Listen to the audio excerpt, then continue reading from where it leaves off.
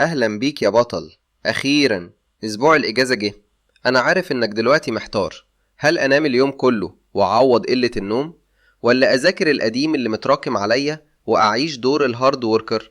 خليك عارف إنك لو عملت الأولانية هتندم، طب لو عملت التانية هتندم برضو. أمال أعمل إيه؟ ده اللي هنقوله في فيديو النهاردة. بس قبل ما نبدأ، انزل كده اخبط لايك على السريع واعمل اشتراك، وابعت الفيديو لصاحبك اللي في الثانوية عشان كلكم تستفيدوا من الإجازة دي. ويلا بينا ندخل على الجد.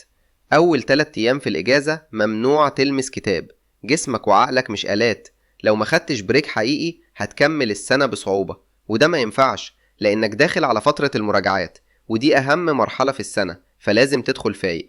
اخرج مع أصحابك بس بلاش كلام عن الدروس. نام عدد ساعات محترم. اتفرج على فيلم كنت مأجله، انت محتاج تعمل ريست عشان السيستم ما يعطلش. طب خلصت أول 3 أيام، أعمل إيه بعد كده؟ من تالت يوم هنبدأ نشتغل بس بنظام شوف حالك. يعني إيه؟ والله انت مخلص كل اللي عليك ومش سايب أي حاجة والدنيا فل الفل معاك. خلاص، انت بتسمع الفيديو ده ليه أصلا؟ ارجع يا باشا كمل إجازتك واستمتع. أما لو كنت مفوت دروس أو حتى فصل كامل فانت ارجع هاتهم وحل عليهم. ما تحاولش تخلص المنهج كله لأنك مش هتقدر. ركز على الحاجات اللي وقفت قدامك في الترم الأول بس. اللغات زي الإنجليزي، خلص كلمات الوحدات اللي فاتتك وكمان الجرامر.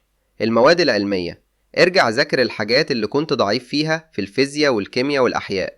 ملحوظة مهمة، ما تحاولش تحل شوامل دلوقتي خالص، لأن فترة الشوامل والمراجعات لسه جاية. ما تشغلش بالك بيها دلوقتي.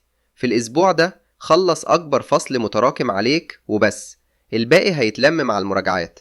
المهم ما تدخلش الترم التاني وانت شايل شيلة تقيلة نفسيا فوق كتافك.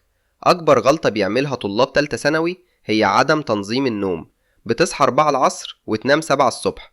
عشان خاطري حاول في آخر يومين في الإجازة ترجع تنام بدري وتصحى بدري. البداية القوية للترم التاني بتعتمد على إنك تكون فايق الصبح. مش عاوز أطول مدة الفيديو أكتر من كده واسيبكم تستمتعوا بالأجازة. في النهاية يا بطل، الإجازة دي معمولة عشان تجدد نفسيتك مش عشان تتفرم. ما تبنيش طموحات خيالية تخليك تكتئب لو ما خلصتهاش، وبلاش تقضيها كلها نوم وتزود صعوبة اللي جاي. وزنها واستعن بالله، وإن شاء الله ربنا هيوفقكم كلكم ويحقق لكم أحلامكم. صحيح نسيت أقولك، ما تنساش تشترك في القناة وتكتب لي في كومنت ايه اكتر مادة ناوي تخلص تراكماتها الاسبوع ده، علشان اساعدك فيها واقولك على شوية تريكات وانت بتراجعها. يلا سلام.